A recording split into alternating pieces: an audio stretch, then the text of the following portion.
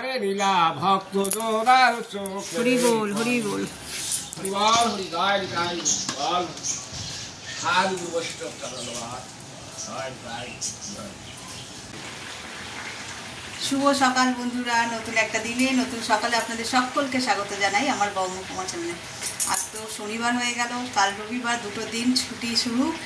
আর সকাল থেকে আজ এই ঝলমলে আকাশ, এক বালতি না 2 বালতি কেচে ফেলেছি, মেলাও হয়ে গেছে। তারপরে স্নান টান করে এই এসছি রান্নাঘরে। আর আমি এখানে কচুটাকে সিদ্ধ বসিয়ে দিয়ে তারপর সব কাজ সেরেছি। আর একটু বাকি আছে, হলে হয়ে যাবে। এখানে বসিয়ে দিয়েছি ভাত। আবার একটু যাব ছাদে, স্নান করার পরে যে কাপড়গুলো পরেছে সেগুলোকে একটু মেলে দিয়ে আসে। মানে কিছু আর নিচে রাখা যাবে না, সব উপরে যেটুকুনি রোদ্দুর পাওয়া যায় আর কি। তো চলো আজকের দিনটাকে এখান থেকে দারুণভাবে শুরু করি। এই দেখো, এখানে কচুটা সিদ্ধ করে জলও ছাঁকিয়ে নিয়েছি, একদম নরম হয়ে গেছে। আর এখানে কড়াই তেলও দিয়ে দিয়েছি। এই রান্না করতে খুব একটা ইনগ্রিডিয়েন্টস লাগে না। আর ওই কচুর মধ্যে আমি ছোলাটা সিদ্ধ করে নিয়েছি। এখন তেলের মধ্যে দেব শুকনো লঙ্কা আর দেব গোটা জিরে। ব্যাস, এখন আপাতত এই দিয়ে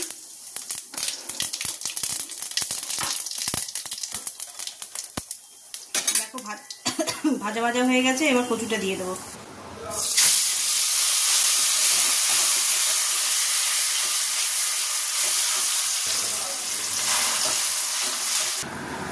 এই যে কচু শাকে ছোলা তো সিদ্ধ করে দিয়েছি আগে, আর নারকেল দেবো। এই নারকেলটা খুলে নিই, দিয়ে কচু শাকটা বসিয়ে এসছি।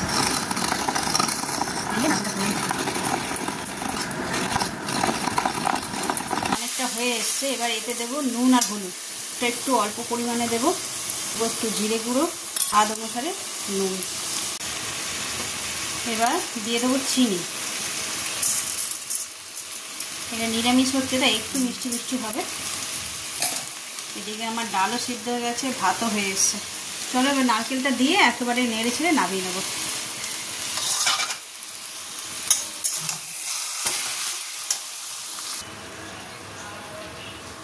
এই যে আমার কচু শাকটা একদম রেডি হয়ে গেছে। ঝিঙে আলু পোস্ত করছি, এটাও হয়ে গেছে। আর একটুখানি ভাজা ভাজা হবে, নামিয়ে নেবো। আর সকাল সকাল তো কচু শাক হয়ে গেছে, ডাল, পাঁপড় ভাজা, আলু ভাজা এইসব হয়ে গেছে। আর এই পোস্তটা করলে হয়ে যাবে। আর ওই যে 2 বালতি কেচেছিলাম, এই ঘেমে নিয়ে চান হয়ে গেছে। ওই ছাদেই গেছিলাম তুলতে, সব শুকিয়ে গেছে। তারপরে বৃষ্টি এসছে, কী যে আনন্দ হচ্ছে। জামা কাপড়গুলো অনেকগুলো আজ 2 বালতি কেচে দিয়েছি সকাল সকাল রোদ্দুর দেখে। ওগুলো শুকিয়ে গেছে, ওগুলোকে ফোল্ড করতে হবে। আর একটা কাজ আছে। এই যে ছানার অবস্থা, ঘরটা অন্ধকার করা রয়েছে, জানলাটা বন্ধ করলাম বৃষ্টি পড়ছে বলে। তো ওই চাদরটা পাল্টালে আপাতত এখনকার কাজ হয়ে যাবে। ভাবছি রাতে তরকারিটা করে রাখবো, তাহলে দিদিরা আসলে একটু গল্প গুজব করতে সময় লাগবে, হলে রান্নাঘরে ঢুকে থাকলে অসুবিধা। চলো দেখি কতটা কি করে উঠতে পারি। এই চাদরটা আজকে পাতবো। এই বর্ষায় এই সাদা চাদরটা পাতা ঠিক হবে না, কিন্তু আমার ম্যাক্সিমাম চাদরই সব সাদা, ম্যাক্সিমাম সাদা নইলে ব্লু কম্বিনেশনে। তো চলো পেতে নিই চাদরটা।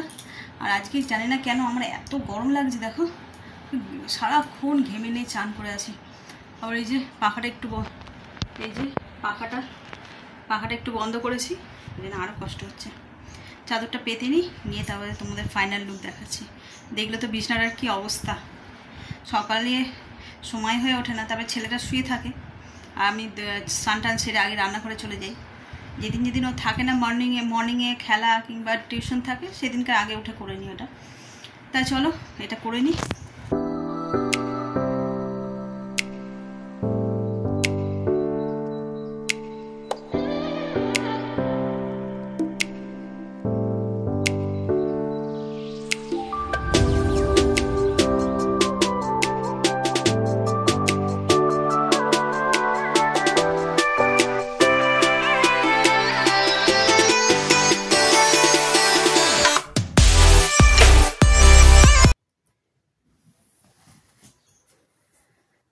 আর এই হলো আমার বিছনার ফাইনাল লুক। এবং টান টান বিছনা করা থাকলে কত ভালো লাগে। আবার ছেলে আসবে ব্যাস, যেই কে সেই। চলো, বিছানাটা তো গোছানো হয়ে গেল, এরপর একটু এডিটিং নিয়ে বসবো। ওইটা অনেকটা পেন্ডিং রয়েছে, কালকে রাত্রিবেলা অর্ধেক করেছি, আর ইচ্ছা করছিল না, অনেকটা রাত্রি হয়ে গেছে বলে ওইটা এখন একটু সেরে নেব। ওয়েলকাম ওয়েলকাম, কম কম। বহুত গরম, এই অবস্থায় আর ভিডিও করো না। গরম ঘরেছে, আমি বললাম নিচেরটাই বন্ধ।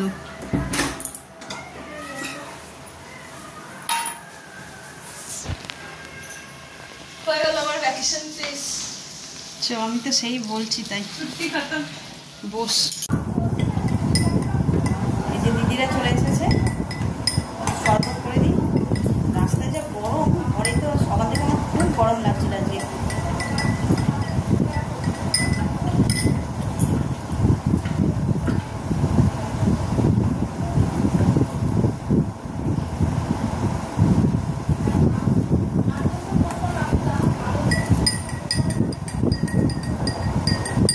এসে কত আনন্দ, কাজ চলে যাবে।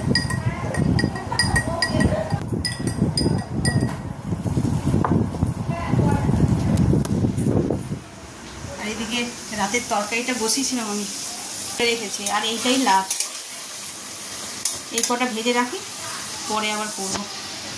যে ওদের জলটা দিতে হবে।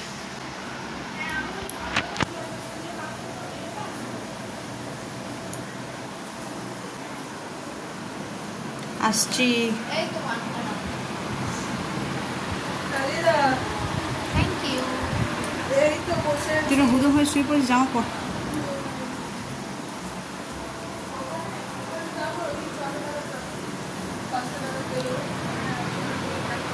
Thank you.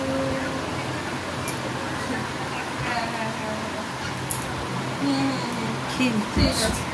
না, বসবো না, আমি রাতের তরকারি বসিয়েছি। সেদিন জন্মদিনে তো দেখানো হয়নি। এই হচ্ছে দিদি, বঞ্জির তো অনেক ছবি দেখেছো, এই হচ্ছে বঞ্জি। চল তোরা খেয়ে নে, আমি তরকারি একটু আচ্ছা। এই যে রেডি হয়ে এখন ম্যাডাম বেরোচ্ছেন। কোথায় যাচ্ছিস? Park hotel. Invite- মাই কলিগস। ওই এখানে যে পার্ক হোটেল আছে পার্ক স্ট্রিটে, ওখান থেকে ওকে ইনভাইট করেছে, সেখানেই যাচ্ছে। চল টাটা। ছাতা নিয়েছিস? Bye bye. Love you guys. See you soon. ছাতা? হ্যাঁ, আচ্ছা। চল টাটা। চল, আমি দরজাটা দিয়ে দিই, তুই বস দিদি।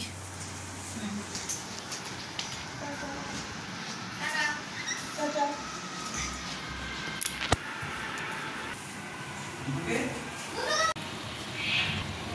এই যে এখানে তৈরি হয়েছে কাড়া।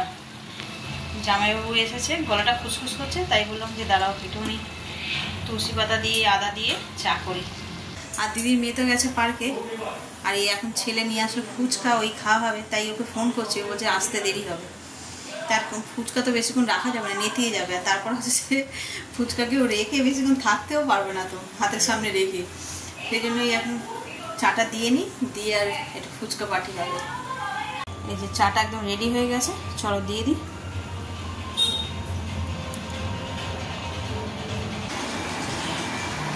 পড়ে না যায়। দারুণ হয়েছে জলটা। এই যে এখানে হচ্ছে পার্টি, ফুচকা পার্টি, আর এই যে এখানে জামাইবাবুর মুড়ি মাখছি, আর আমরা খাবো ফুচকা। এখানে দেখাবো, এই যে মিমির তো আগেই এক বাটি জল খাওয়া হয়ে গেল। এগুলোকে বল, আলুগুলোতে ভরে রাখ।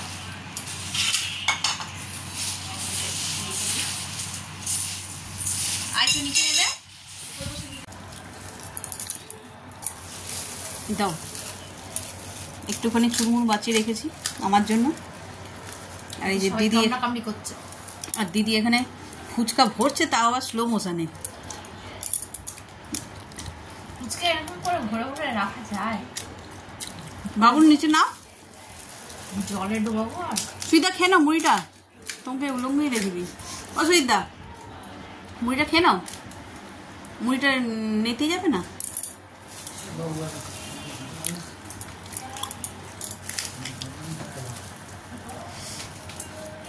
চুরমুটা যা বানায় না, সব খেয়ে আছে আছে, মানে দোকানে চুরমুর ফুচকা এ ক্লাস।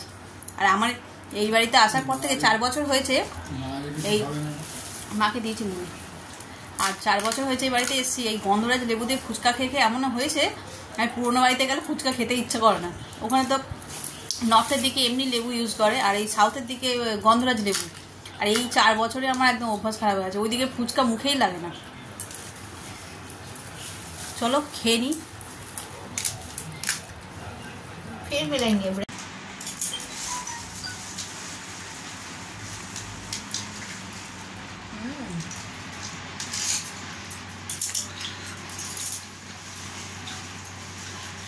দারুণ খেতে, অনেকদিন পরে খাচ্ছি। গঞ্জিটা মিস করলো। তুই নেবে। এই যে সন্ধেবেলায়, সন্ধে নয় এখন কত বাজে, 9টা, ঘড়িতে আর সময় দেখিনি। ফুচকা টুচকা খেয়ে বসে গল্প করছিলাম। এবার এলাম রান্নাঘরে একটু। সকালবেলায় তো দেখলে, সকাল নয় দুপুরবেলায় ওই তরকারি করতে করতে দিদিরা চলে এসেছে, তাই তরকারিটাকে পুরোপুরি রেডি করিনি।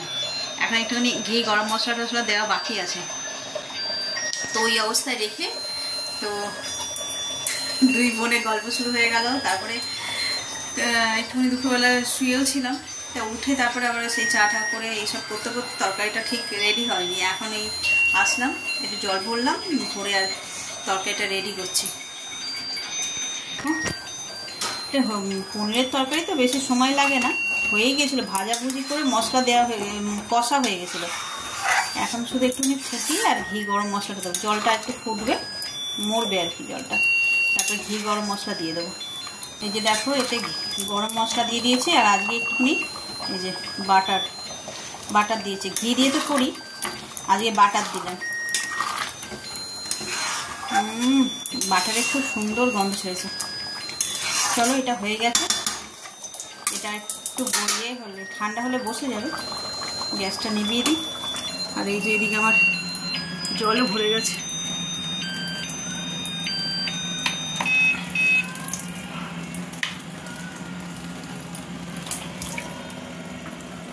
Good morning everyone. সকাল 5টা বাজে। ওই যে বঞ্জি চলে যাবে, সকালবেলা উঠেছি তাই করবো, ওকে একটু ম্যাগি বানিয়ে দেবো, নিয়ে যাবে। আর ওই যে ওইদিকে ও নিয়ে যাবে, মিষ্টি প্যাকিং করছে। ওখানে বন্ধুরা সব মিষ্টি খেতে চেয়েছে কলকাতায়, তাই ওই নিয়ে যাচ্ছে। আর আমি এখানে ম্যাগি করে দেবো বলে জল বসিয়েছি। আসলে যে যার মতন রেডি হচ্ছে ওদিকে। আর এই যে এখানে ব্যাগপত্র সব রেডি হয়ে গেছে। এই যে ট্রলি, এই যে জামাইবাবু রেডি, আর ওই যে ওখানে মা উঠে পড়েছে,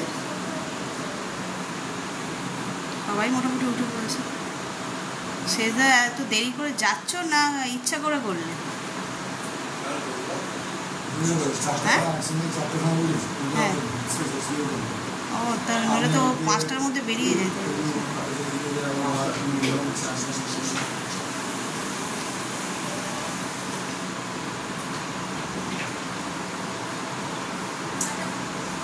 দুটো বিস্কুট খান, আমি খুশি। খালি পেটে যাই।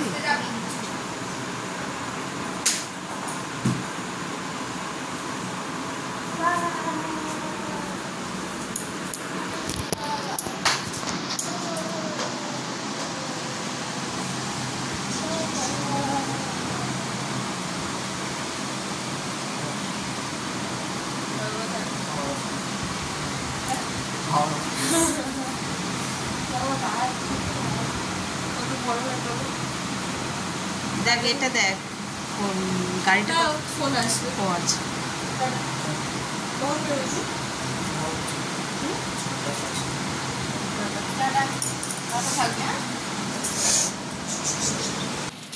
হ্যাঁ তোর তো যেতে আসতেই তো 4টে দিন নষ্ট। হ্যাঁ, আর বাকি থাকলো 6 দিন।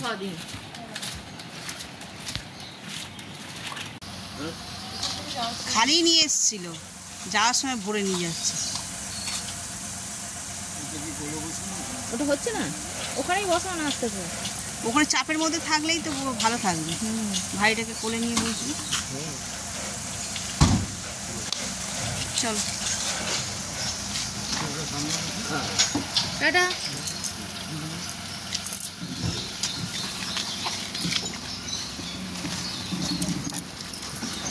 সাবধানে থাকিস, আর একটা ওষুধ দোকান দেখে দাঁড়িয়ে, বুঝেছিস, যদি খোলা থাকে।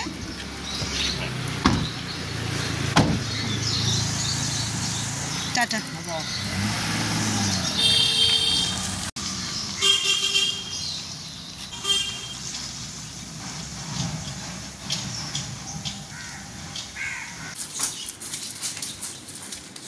চলো আজকের ব্লগটাকে তাহলে এই পর্যন্তই রাখছি। যদি কিছু ভালো লেগে থাকে তাহলে please like, comment, share and subscribe. সকলে ভালো থাকবেন, সুস্থ থাকবেন। আগামীকাল আবার একটা নতুন ব্লগের সঙ্গে দেখা হচ্ছে।